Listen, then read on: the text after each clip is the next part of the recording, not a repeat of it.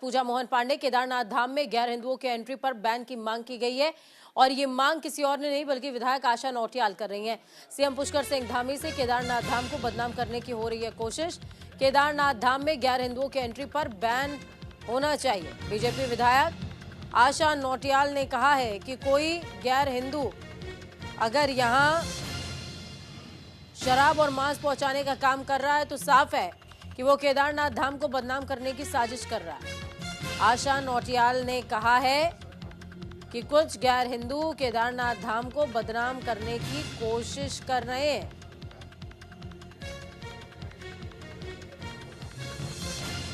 देखिए, अभी हमारे माननीय प्रभारी मंत्री जी आदरणीय सौरभ बोगड़ा जी और हम लोगों ने प्रशासन ने एक मीटिंग ली थी जिसमें यात्रा व्यवस्थाओं को लेकर के थी कि मतलब वहाँ पे किस तरह से व्यवस्था हो, रोड ठीक हो, बाकी जो हमारे व्यवसायी केदारनाथ में जाते हैं उनके लिए समय पर वो अपना काम वहाँ पे शुरू कर दें, उनकी दुकानें लग जाए। ये सब विषय पे एक बहुत ही महत्वपूर्ण मीटिंग वहाँ पर हुई थी।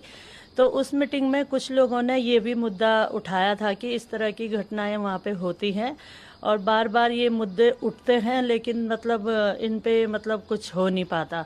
तो बहुत जोर शोर से लोगों ने उठाया था, तो इसीलिए मैंने भी कहा कि यदि कुछ लोग इस तरह की हरकत जो केदारनाथ धाम को बदनाम करने का काम कर रहे हैं तो ऐसे लोगों पे प्रतिबंध लगना चाहिए, क्योंकि लोग बड़ी आस्था के साथ महीनों लगा करके वहाँ पर दर्शन के लिए आते हैं, बाबा के दर्शन के लिए, और जिस भाव से वो वहाँ पर आते हैं उसी भाव से वो दर्शन करके जाएं।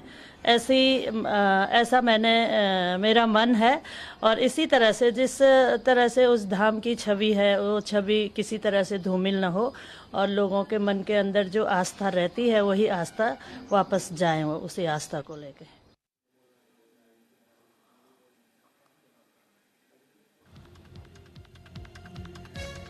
प्रयागराज, उसके बाद मथुरा के बाद देखिए उत्तर प्रदेश के कई वो धार्मिक स्थल क्षेत्र जहां पर सीधे तौर पर हिंदुओं की आस्था जुड़ी हुई है, जो संवेदनशील क्षेत्रों में से एक माने जाते हैं, वहां पर मांस और मदिरा के व्यापार पर बैन लगा और इसके बाद अब केदारनाथ के लिए भी यही मांग आशा नौटियाल कर रही हैं। बीजेपी विधायिका है ये। हालांकि अगर आप पूरे मामले को समझेंगे तो आपको समझ में आएगा कि कई ऐसे व्यवसायी हैं केदारनाथ क्षेत्र में।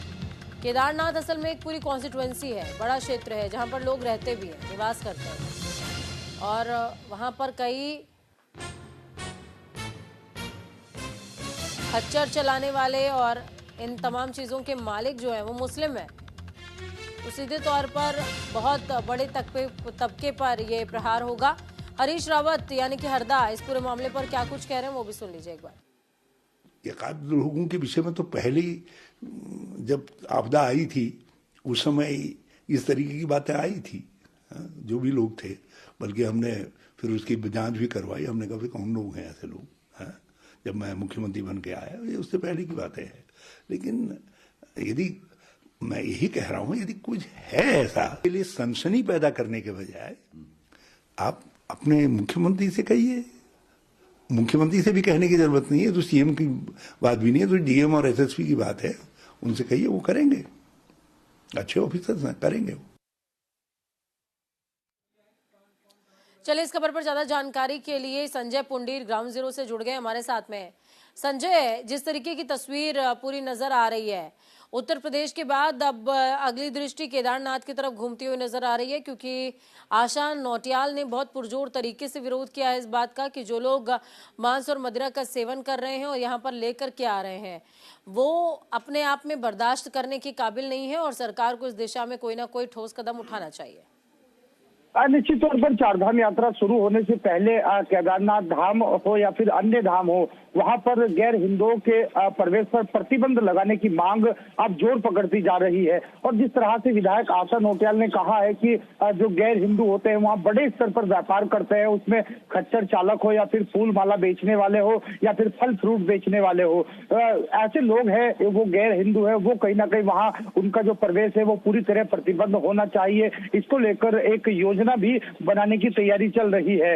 हालांकि इसको लेकर अब कितना ये मांग सफल हो पाती है, किस तरह से गैर हिंदुओं को रोकते हैं, ये आने वाला वक्त बताएगा। क्योंकि हम लगातार देखते हैं कि बीते वर्ष भी कई इस तरह की वीडियो वायरल हुई थी, जो कहीं ना कहीं जो लोग हैं वहां नियमों का उल्लंघन कर रहे थे और केदारनाथ धाम आस्था के साथ बिल्कुल भी कतई भी खिलवाड़ इस तरह का बर्दाश्त नहीं किया जाएगा। और बड़ी बात है क्योंकि एक विधायक है और जिम्मेदार प्रतिनिधि है, तो उन्होंने कहा है कि पहले एक बैठक भी की है, क्योंकि बीते दिनों जो मंत्री सौरभ बहुगुणा है उनके साथ व्यापारियों ने एक बैठक की थी और बैठक में इन्हीं बातों को लेकर विचार किया गया था कि जो गैर हिंदू होते हैं वहां भारी संख्या में जाते हैं, क्योंकि जो यात्रा होती है वो यात्रा प्रभावित हो जाती है। तो उसको लेकर अब इनके प्रवेश पर पूरी तरह प्रतिबंध लगाने की मांग चल रही है। जी बिल्कुल संजय, देखिए एक विषय और मैं आपसे समझना चाहूंगी, चूंकि आप हरिद्वार क्षेत्र से लगातार हमारे पास खबरें भी भेजते रहते हैं और हरिद्वार जो है वो हिंदुओं के लिए एक बहुत बड़ी आस्था का केंद्र है,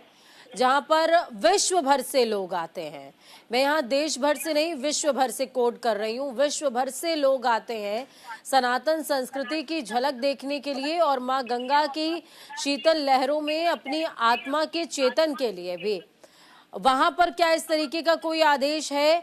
क्योंकि जब हम उत्तराखंड की बात कर रहे हैं तो वो देवताओं की धरती है, और अगर केदारनाथ के लिए कोई कमांड आती है तो वो लगभग पूरे उत्तराखंड में तमाम धार्मिक क्षेत्रों के लिए भी हो सकता है।